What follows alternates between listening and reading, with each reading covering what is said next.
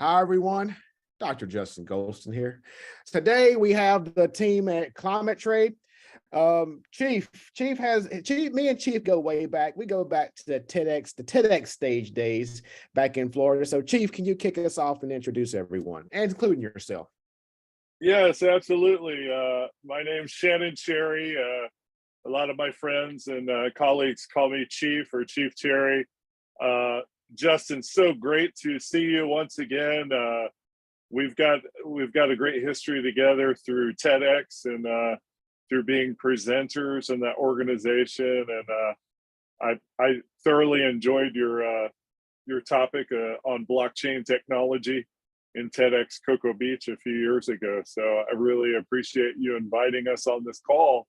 I'm actually the director of sales with an emphasis on aviation at ClimateTrade here in the US. So I'm working with partnerships and just really working on clients in airlines, aviation, airports, you know, that industry. And of course, everyone else as well. That's just my focus. But today, what I really wanted to bring is really the CEO and one of the founders of ClimateTrade, just an amazing person. He's got a great story, and just really one of the biggest reasons why I came on board, why I'm here today, and just doing awesome things in this space, right? With climate, with carbon offsets, with blockchain technology. Without further ado, I want to introduce to you Fran. Thank you so much, Shannon. CEO. Yeah. Thank you so much, and thanks, Justin, for hosting us, for having us here. It's a pleasure, and it's mutual, Shannon. It's like working together, and you have a strong background, and we are very proud to have you in the organization. So thanks for having us, Justin, and to having ClimateTrade today. Yeah. Thanks for coming. So Fran, can you just get us started and just talk about what you all are doing within the climate space, and how you're actually integrating that within, or leveraging blockchain to integrate that? Yeah, sure. Well, basically, ClimateTrade is a marketplace where, since its inception, we try to create the leading marketplace in terms of supply, user experience, and bringing to the companies, SMEs, not only corporations, but also SMEs, but at the end, also citizens, individuals that want to do something against climate change, the possibility of accessing in a very clear, transparent way some of the biggest projects worldwide and some of the biggest supply of projects. So today we are the marketplace with more projects in terms of carbon markets, but not only carbon credits, but also biodiversity, plastics, energy, other things that are solutions for climate change that need funding as well, right?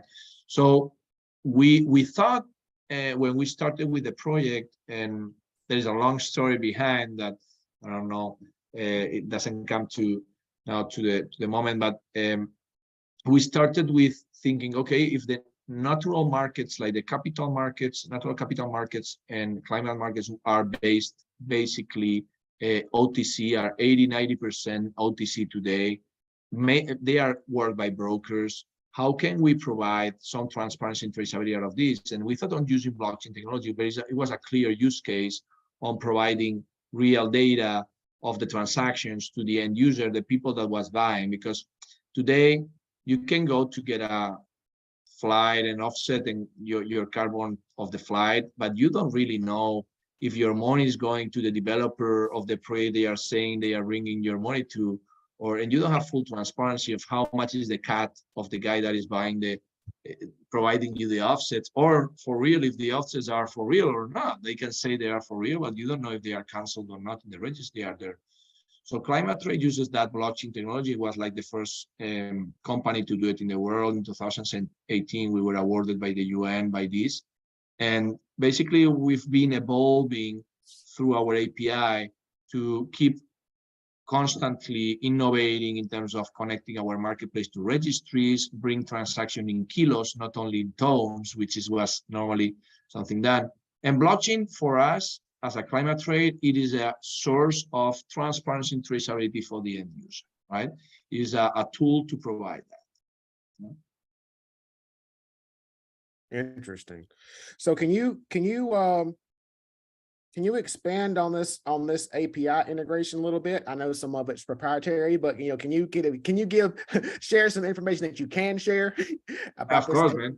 No, it's public, so it's public. So I mean, anyone that wants to enter ClimateTrade can go to market.climatetrade.com, and is fully open to any user. And basically, our API, it was something that I came up with the idea. I was getting a flight to the COP in Bonn, I think it was 2018. I was making a speech there, and I got a Ryanair flight. I paid €5 for my carbon footprint offsetting, and basically I didn't receive any certificate, any email. I didn't know where my money was going at all. And I thought, okay, why €5? Which is my carbon footprint? Where my money is going? And I said, we have to make that totally the opposite. We have to provide full transparency, because we are also in the age of transparency, right? So bring full transparency to the end user, and that's what we brought. So we certified in blockchain every transaction. And that's how the API was created. So today we have more than 35 integrations, more use cases than anyone worldwide. And I can put you examples of what we do with the API.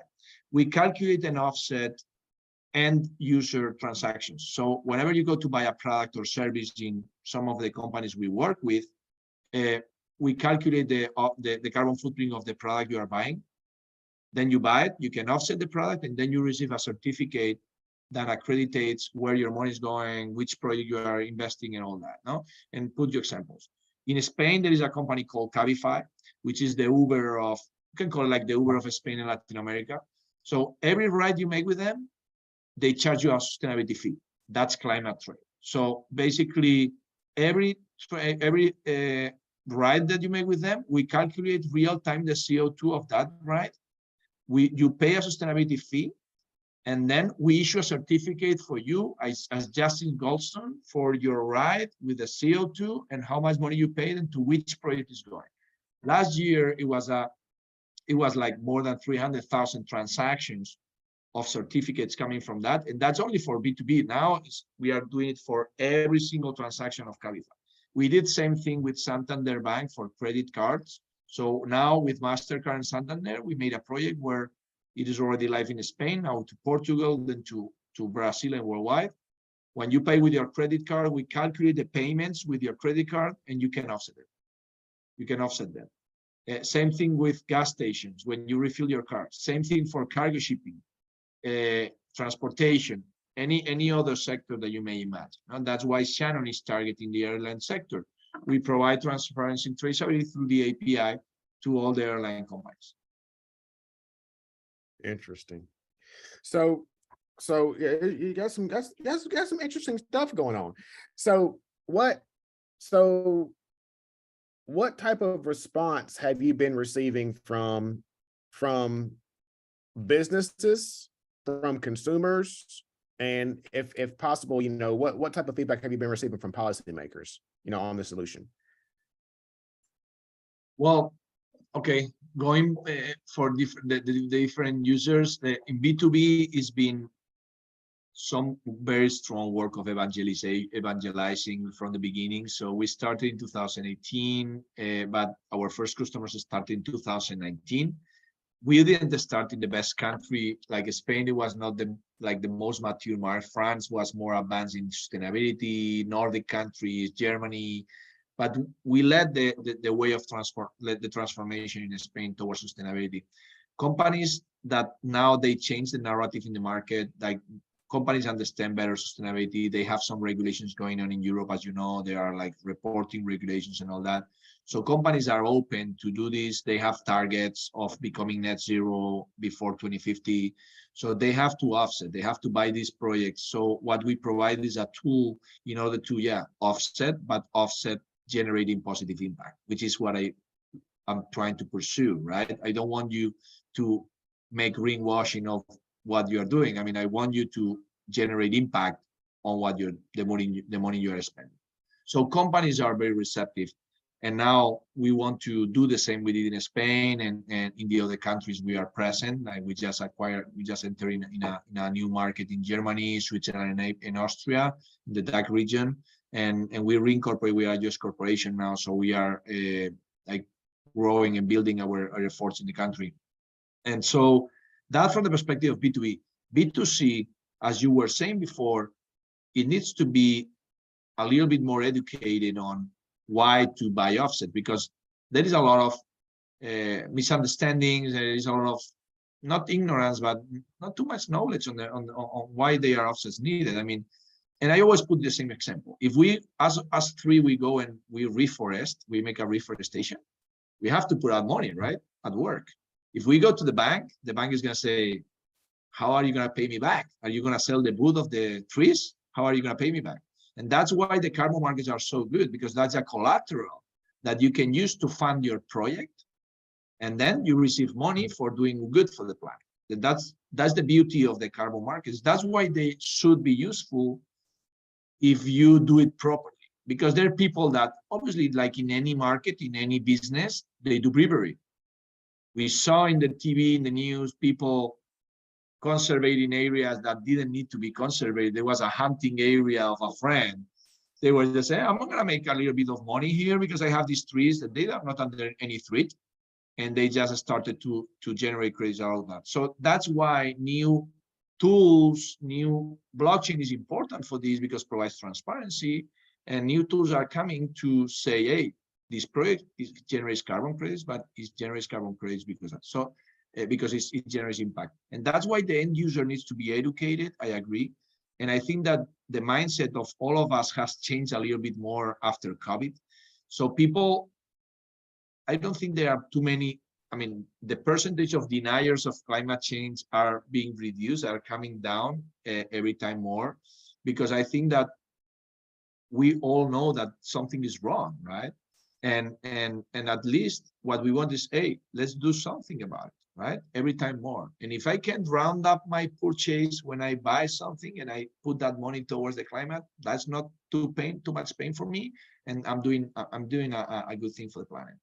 And institutionally, as the third part you were asking, in terms of the institutional and the governments and all that, we've been having we have a lot of good acceptance by governments, especially in Latin America, where we closed an agreement with 35 countries to generate regenerative agriculture projects. So we are working with an organization called ICA, which is the Institute for Agriculture. So we will be issuing carbon credits for regenerative agriculture for rice, for coffee, and for cocoa in the coming years. And we are doing projects also because we don't want to be only like the trader or like the marketplace where to trade. We want to impulse projects that need funding at the origin, because maybe they don't have the money to generate the carbon credits to be sold later. They need the funding initially. So ClimateTrade, you can impulse and you can invest in projects that are in the initial stages as well. Very interesting.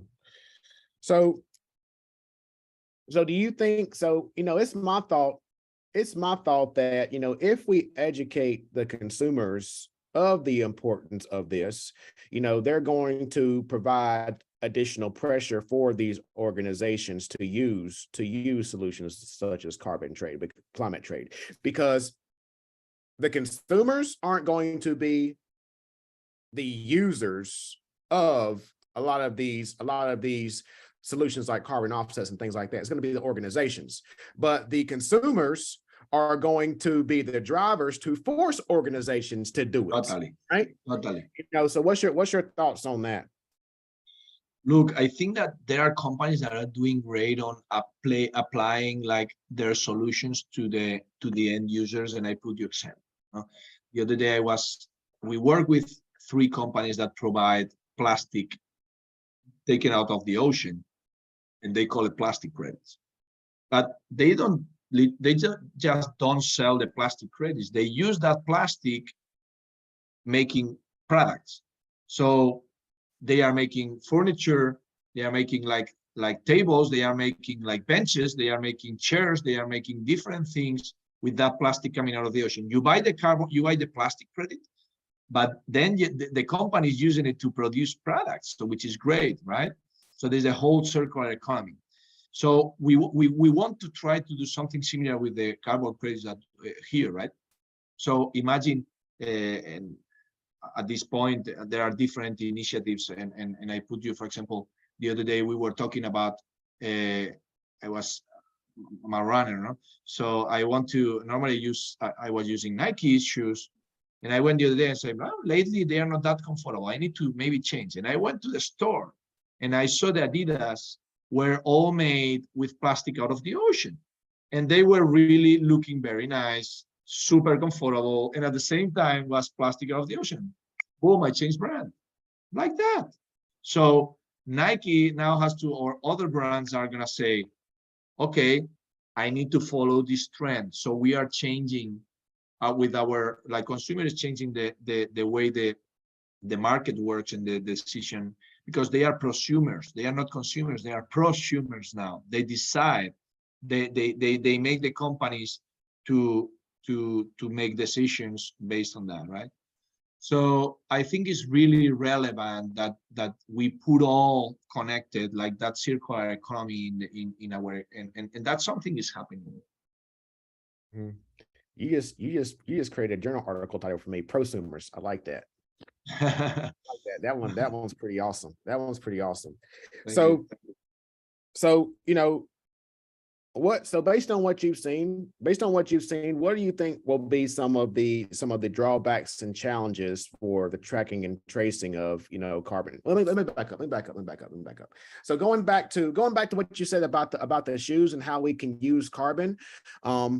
Deborah Dole in the previous interview said that, you know, some organizations are in the early stages of capturing carbon on trucks and create those, you know, carbon blocks. It's expensive now, but they're just trying to just gauge it out to like trade carbon blocks, and they're going to take that carbon, that trapped carbon, and then start to build buildings with it, right? Yes, it might be 3 or 4 years for that, but we're in the early stages now to track all that carbon from all these trucks and do that. So that's just one thing, you know, as compared to the shoes. And I put you. Go ahead. Sorry. Oh, but no, go ahead and respond, because I have a question after that. No, look, we are working with a company coming from the MIT, friend of mine who was an MIT under 35. He created a carbon capturing solution with microalgae. It's patented. So he modified genetically the algae so it captures CO2, nitrogen, and suspended particles. Suspended particles are more important even. Imagine methane, you know, it's more contaminant than CO2. Suspended particles are some of the causes of the biggest health problems in the cities, right? Because this is what you breathe.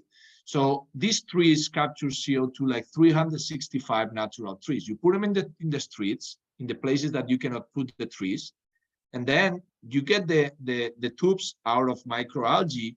There is a reactor that brings the air through that. The algae makes the process of photosynthesis. It grows, and every 3 months you take off the tubes, you take the algae, and you make compost for the plants. So imagine, I mean, and there are processes like in New York, people don't know, New York City has a program that is forcing every restaurant, the rest of the food has to go to a program that they pick up every day, and they make compost for the plants, for farmers. How much waste do we throw out of the restaurants in Miami, in Florida, and everywhere that goes to generate methane emissions in a big scale? Amazing, no? So why don't we get that good practices and we get solutions that can be circular economy for all of us, no? And that's something, no? So with the algae is another thing, but imagine hemp. They are doing now with hemp. This is a super carbon capturing plant that we are working on a new methodology for that. And you get the hemp, and you create hempcrete. You can build hempcrete for the houses, you know? So, I mean, there are a lot of things like the CO2 you were talking about, no? I mean, that's exactly the type of things that we have to be doing. All right. Yeah. Thanks for that. I have an hour and a half discussion on those types of things, but you know, and I would say my last question would be, you know, what are the drawbacks and challenges to tracking carbon emissions, carbon offsets, carbon credits on the blockchain based on what you've seen, given that you all have, you know, began this journey?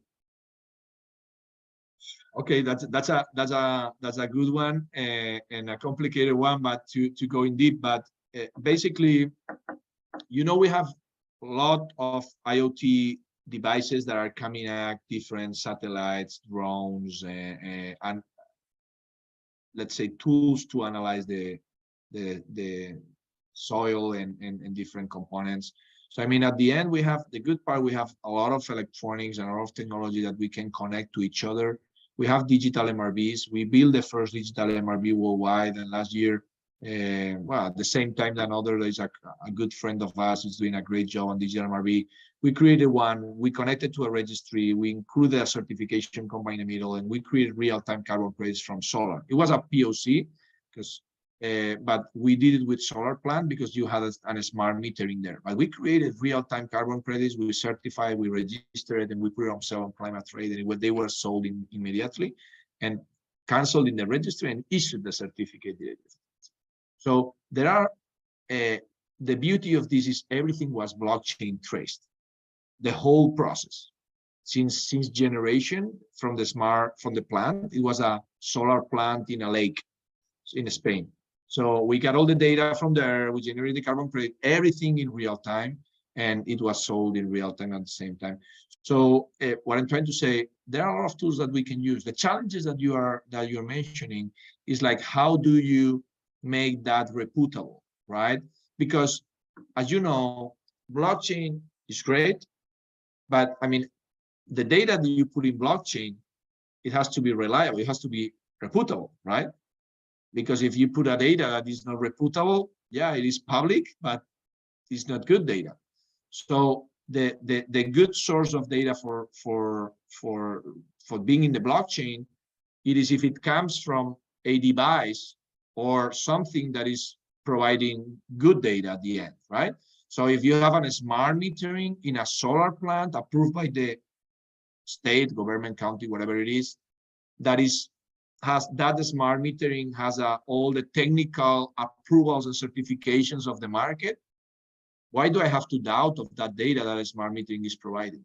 Then if I put that data in blockchain, that data is correct. I don't need someone to go to test it because it was tested before making the solar plant, right? So the data is accurate. That's the type of data. So that's the type of challenges. Who is the one that is deciding which data is good and which data is not right? So it has to be the technology, the IoT devices and all that we are using, but it has to be some frameworks or at least some guidance, some guides from organizations. But that's why come up different organizations. It's like reporting. Who tells how to report? Is it the government? No, there is Task Force Worldwide, TFCD, telling Task Force for Climate Risk Disclosure that they say, okay, or CDP, Carbon Disclosure Project, it has to be like this. And the people start to use the same way of reporting, no? The company, at some point, the government will tell you, hey, it has to be like this, no? Like in the European Union, for example, you have all the regulation. But yeah, I mean, we need that because if not, you and I, we can go and say, okay, I'm putting this data, it is accurate because I say so. No, I mean, you cannot be judge and part, right? You have to be one thing or another, right? Yeah. I know if I explain myself. No, you did, and like so that's the one question that I've had for a very long time. How long do you think it's going to take where we do have one? Yes, we do have standards, you know. Yes, we do have frameworks, but how long do you think it's going to take until we have one standard where all these standards come together and say, okay, yeah, this is the one we're all going to go with? It won't be one standard, in my opinion. I mean, I think that it will be a standard of process with the minimums, of course. I mean, that's why the Task Force for Voluntary Markets, it was created. So the CCPs, I mean, they are trying to bring up like a whole, let's say, common process, common rules for everyone to use. So more and more standards are coming. Before it were 5, there were 5. Now more coming to the ground, and more technologies generating carbon credits, and they don't have a standard. They are just a blockchain, but it is certified by someone. But it is not a standard. It is a standard of process, right? How the guides on how to proceed with that. So I think that will be minimums to be reputable.